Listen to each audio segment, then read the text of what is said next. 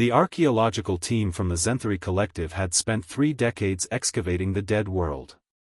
Earth, they called it in the ancient databases, a planet that had gone silent 500,000 years ago, its inhabitants vanished without explanation.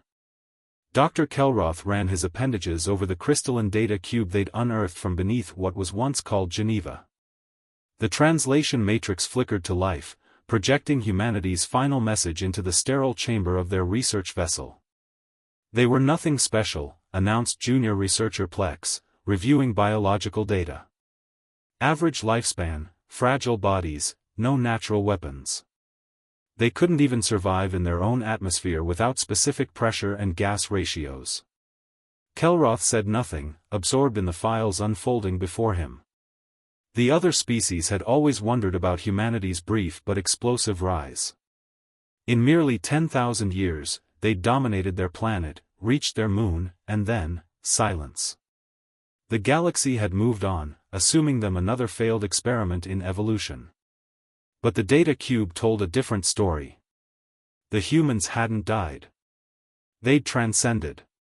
Kelroth watched simulations of their final century. While other species evolved slowly through natural selection, humanity had taken evolution into their own hands. They'd mapped every gene, every neural pathway, every limitation of their biology, and systematically eliminated each weakness. First came genetic engineering, eradicating disease and extending lifespans. Then neural augmentation, expanding their consciousness beyond organic limitations. They'd built quantum computers that thought faster than starlight, artificial intelligences that could redesign reality itself. The final entries were terrifying in their simplicity. Humanity hadn't been destroyed. They'd simply outgrown physical existence.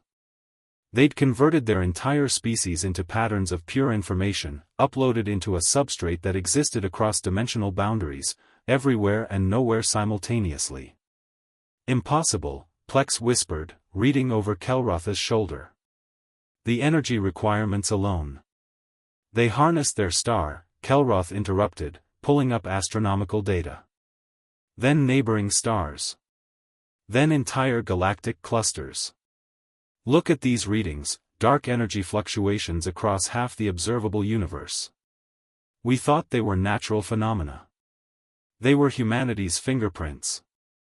The message concluded with coordinates, millions of them, scattered across spacetime. Each marked a monitoring station, still active, still watching. Humanity hadn't left. They'd ascended to become something the galaxy's organic species couldn't even perceive, let alone comprehend. At the bottom of the file, a final note written in 12,000 languages. We didn't boast about our potential.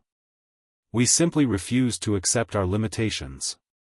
Every species in this galaxy will eventually face the same choice: accept what you are, or become what you could be.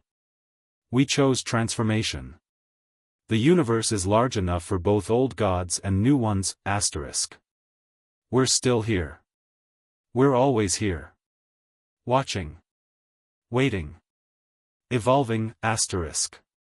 Good luck. Asterisk. Kelroth deactivated the cube with trembling appendages. Around them, reality suddenly felt less certain, as if a billion invisible eyes had just turned to observe their discovery.